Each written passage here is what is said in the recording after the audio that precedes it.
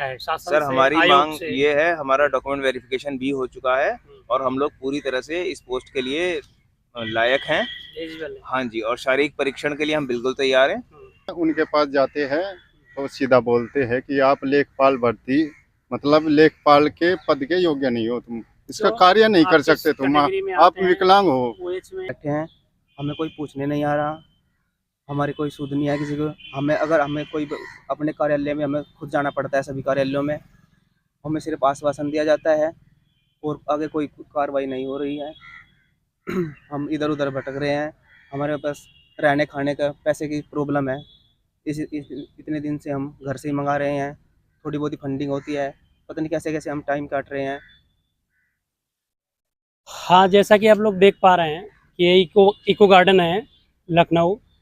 यहाँ पे ये हमारे दिव्यांग भाई जो लेखपाल भर्ती 2022 से संबंधित हैं, ये सब लोग लगातार 58 दिन से अनवरत रूप से धरना कर रहे हैं, लेकिन सरकार इनकी एक बात भी नहीं सुन रही है।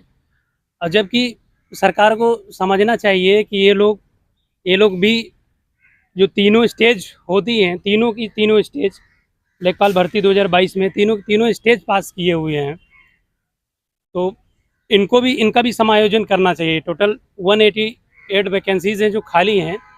ये लोग भी डिमांड कर रहे हैं कि उन पदों पे हमारी लिस्ट निकाली जाए, एक सप्लीमेंट्री रिजल्ट निकाला जाए। आइए बात करते हैं इन लोगों से और जानते हैं कि मुद्दा क्या है।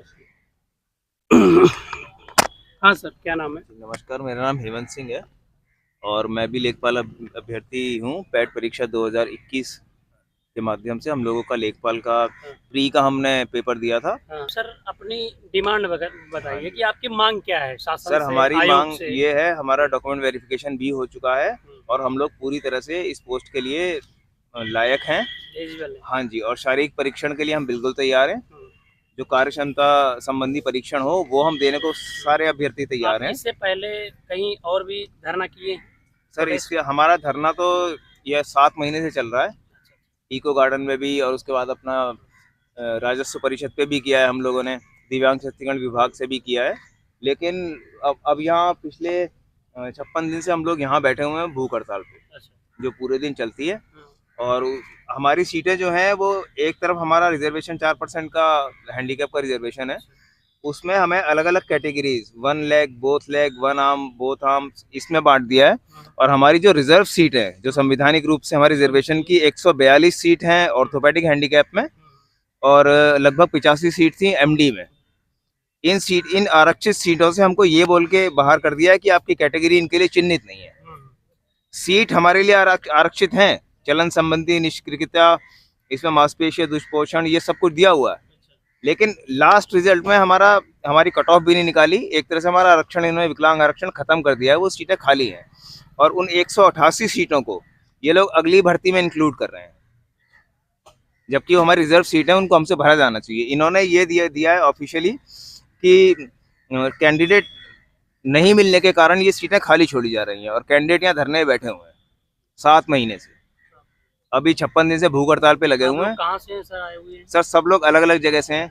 मैं गाजियाबाद से हूँ, ये कानपुर से हैं, ये शामली से, वो सहारनपुर से, मतलब बहुत दूर दूर से, मतलब यूपी के चारों कोनों से सर तब से पड़े हुए हैं। और बाकायदा ये हम सबके पास गए हैं, योगी जी के पास भी गए, स्वामी ये जो मौर्य हैं केशव प्रसाद मौर्य जी, इनके पास भी गए हैं, उसके बाद ब्रिजेश पाठक जी के पास भी गए हैं। सब ने कहा हाँ आपकी मांग जायज़ है, लेकिन अधिकारी अपने लेवल पे साफ ही मना कर देते हैं कि नहीं करेंगे, बिल्कुल नहीं करेंगे, भर्ती में नहीं करेंगे, अगली भर्ती में भी नहीं करेंगे, जो करा जाए वो कर लो। नहीं तो ये तो आपके फंडामेंटल राइट का भी वायलेशन है सर। अब जिन लोगों ने अपनी अलग कैटेगरी में, जैसे कोई किसी और कैटेगरी में अगर वो उसकी रिजर्व सीट है, उसकी कट ऑफ पार करके चला गया तो उसकी दिव्यांगता खत्म हो गई है, उसको कैटेगरी में इंक्लूड करके ले रहे हैं। लेकिन हम लोग को कह रहे हैं कि आप लोग चिन्हित नहीं हो। अब ये कौन है जो अपनी कैटेगरी में उसी कैटेगरी के सर्टिफाइड कैंडिडेट को चिन्हित नहीं कर रहा है?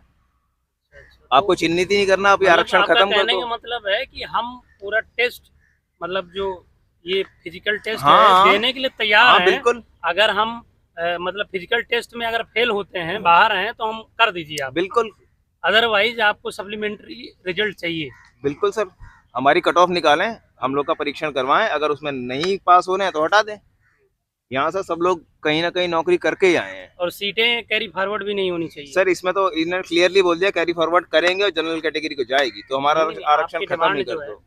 आपकी जो डिमांड है वो तो नहीं सर, यही है। कैरी फॉरवर्ड कैसे हो सकते हैं? नहीं, सर, कैरी आरक्षित फॉरवर्ड सीटें ना हैं। हो, हाँ, आपकी डिमांड यही है ना, आरक्षित सीटें हैं आपको समायोजित किया जाए। बिल्कुल, और इसी भर्ती में किया जाए। इसी भर्ती में और किया जाए। अगली जो भर्ती है उसके लिए ये शासनादेश में संशोधन करके सारी जो कैटेगरी है, ऑर्थोपेडिक मतलब एक कैटेगरी हो गई पूरी, ये सब कैटेगरी के नाम पे आप किसी को ये चिन्हित नहीं है। आप चिन्हित कर कैसे रहे हो ऑफिस में बैठ के? आपको ना मेडिकल सर्टिफिकेट देख रहे हो, ना आपको कोई मेडिकल प्रोसीजर की जानकारी है, ना आप ये देख सकते हो कितना % क्या बन रहा है। अभी तो योगी जी अभी जल्दी में अभी यही 10 सितंबर को करीब में ट्वीट आया था और ऑफिशियल उनका एक लेटर भी जारी हुआ था।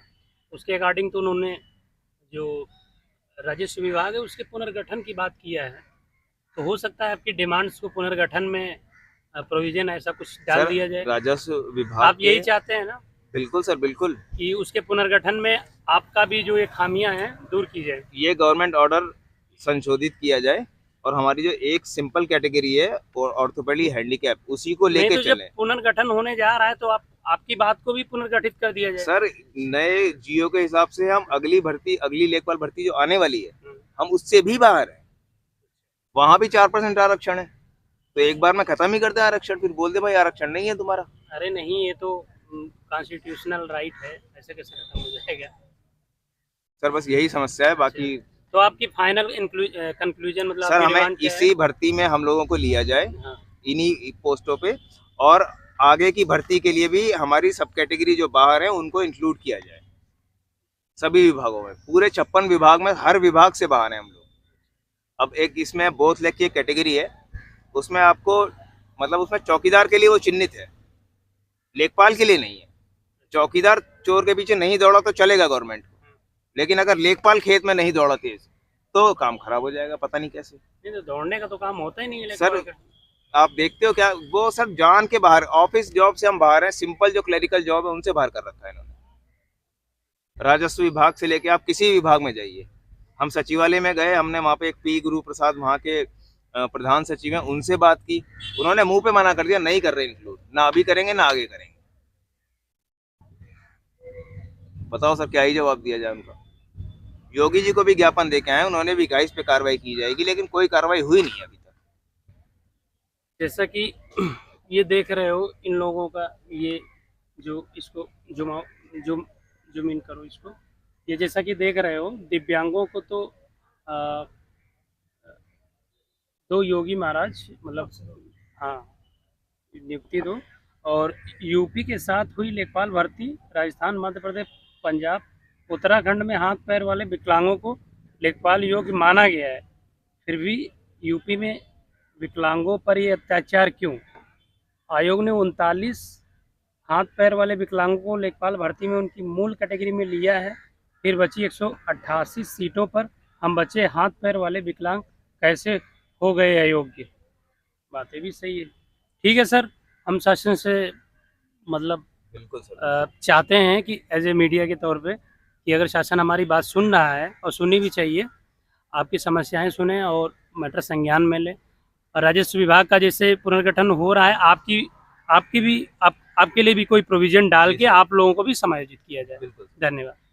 आपका क्या नाम है? 2022 में पीएच की 122 सीटें जो हमारी खाली हैं, 188 सीटें, उन्हीं को लेकर के सर हम यहाँ पर भूख हड़ताल पे बैठे हुए। आज हमारा 58वां दिन है। योगी सरकार से यही डिमांड कर रहे हैं कि हमारी जो 188 सीटें इनका रिजल्ट जारी कर दें। तो यहाँ पे सर कोई अधिकारीगण आता है मिलने आप लोगों से कि नहीं? नहीं सर, यहाँ तो कोई नहीं आता है। हम लोग अपनी सोच समझ के अनुसार या दूसरे लोगों के बताए के अनुसार इधर उधर लेकिन आप दफ्तरों में लोगों को जाते सर रहते दिक्कत हैं। बहुत ज़्यादा है, आप लोग यहाँ पे हाँ। रहते होते कहाँ पे? बहुत दिक्कत अरे होती है। रहने को तो सर हम ऐसे ये जो सामने फव्वारा लगा हुआ ना, यहीं पे सो जाते हैं रात में। बड़ी दिक्कत। ये रात में बंद हो जाता है ये एरिया, तो वहीं पे सामने सो जाते हैं।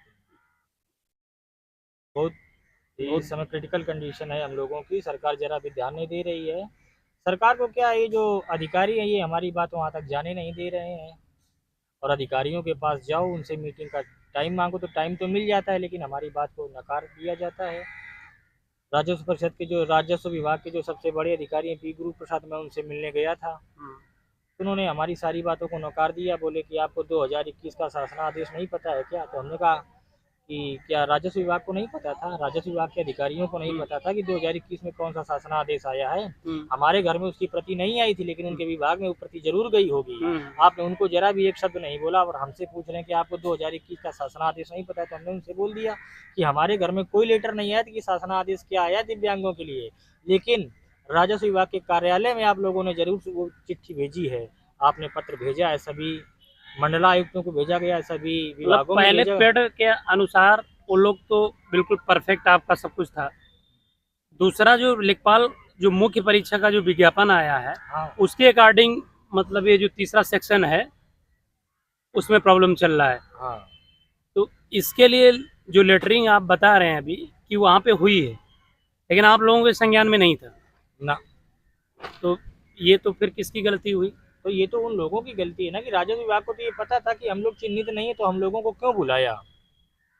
और जब राजस्व विभाग के अधिकारियों को ये पता था या यूपी SSS के अधिकारियों को पता था कि जब हमें चिन्हित नहीं किया गया है तो आप लोगों ने हमको नोटिफिकेशन में क्यों अलाइ किया? फिर अगर एक बार अगर आपसे गलती हो गई, फिर आपने पहले तो 2021 पेट में बुला लिया, इसके बाद 2022 में लेखपाल की भर्ती में बुला लिया, फिर इसके बाद आप तीसरी बार गलती करोगे, हमसे DV करा रहे हो।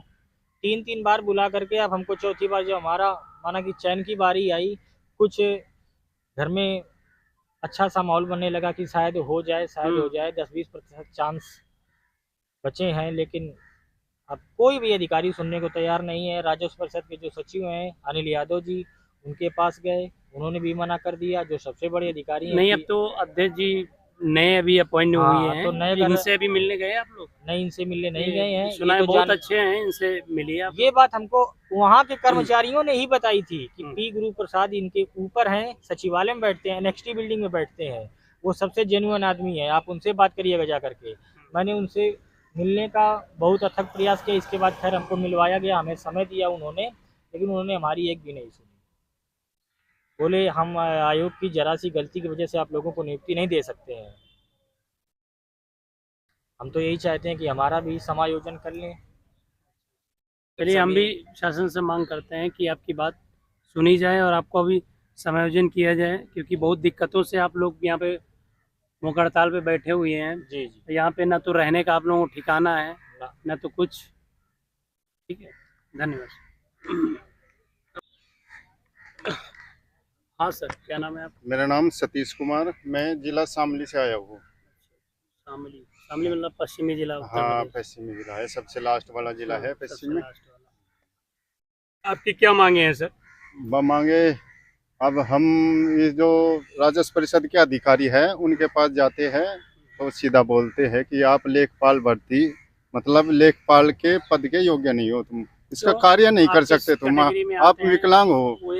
हाँ, किसमें आते हैं? अब देखो, विकलांग जो क्या नहीं करते, अंतर्राष्ट्रीय खेलों में पदक लाते हैं, गोल्ड मेडल लाते हैं, IAS बनते हैं। अरे हम खेतों में काम करते हैं, अपने घर पर हमारे खेत है, गांव में अपने खेत में काम करते हैं। बताओ, इससे बड़ा काम क्या है लेखपाल का? बताओ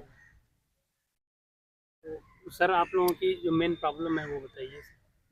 मैं OL हूँ, वो एक पैर से, हाँ, एक पैर से दिव्यांग। डिमांड क्या है? बस डिमांड है, बस हमारी जो 188 सीटें खाली है दिव्यांगों की, बस वे भर दी जाए बस। उस पे मतलब आपको दिवाली पे मतलब बोनस मिलना चाहिए, हाँ है ना? हाँ, बिल्कुल। कहने का मतलब यही है ना?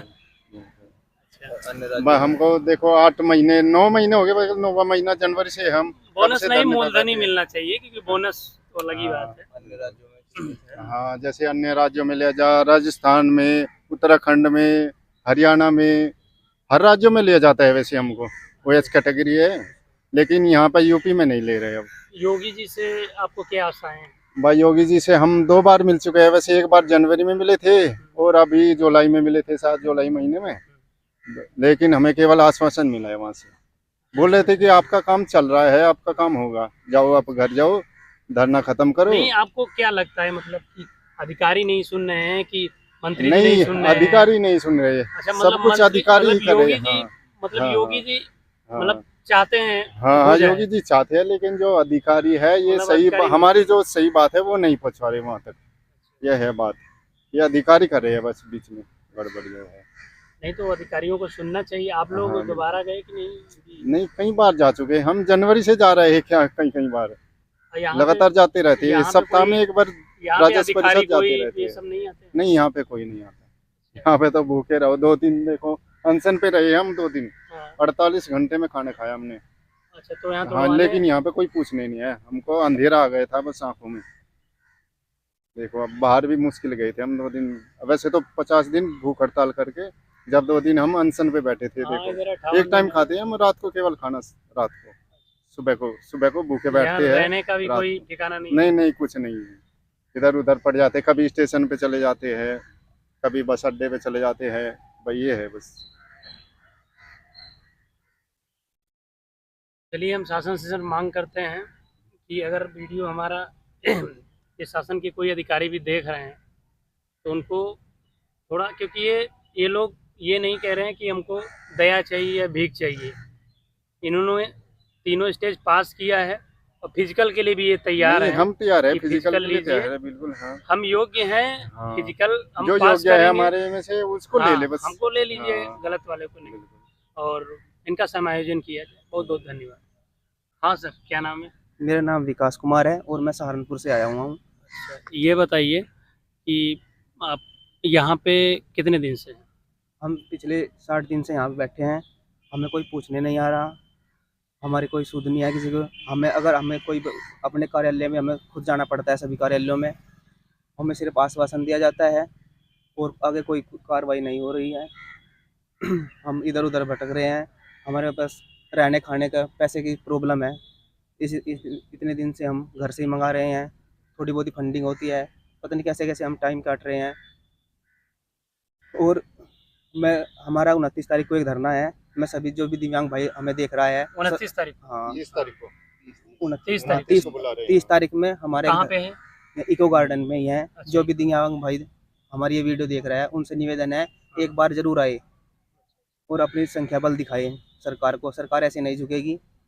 बस धन्यवाद, इतना ही मैं कहना चाहूँगा। अच्छा, ठीक है सर। हम भी ये चाहते हैं कि आप सब लोगों की मांग वाजिब है और मानी जाए और आप लोगों का भी समायोजन किया जाए। जी जी, बहुत बहुत धन्यवाद। और इसी के तहत हम लोग जैसे कि आप सभी लोग जानते हैं मेरे प्लेटफॉर्म का नाम सागर क्रेजी जी के है और इन लोगों ने अपने अधिकार के लिए, जैसे कहते हैं ना, बाबा साहब ने एक हमें संवैधानिक अधिकार दिया है, ठीक है, कि मतलब हमको जिस सरकार हो या कोई भी हो अपने हक के लिए जो मूल अधिकार मिला है संविधान में, लड़ना चाहिए। ये लोग अपने हक के लिए लड़ रहे हैं और सरकार को भी ये मैटर संज्ञान में लेना चाहिए और इन लोगों को समायोजन करना चाहिए। उसी के साथ बहुत बहुत धन्यवाद। Thank you.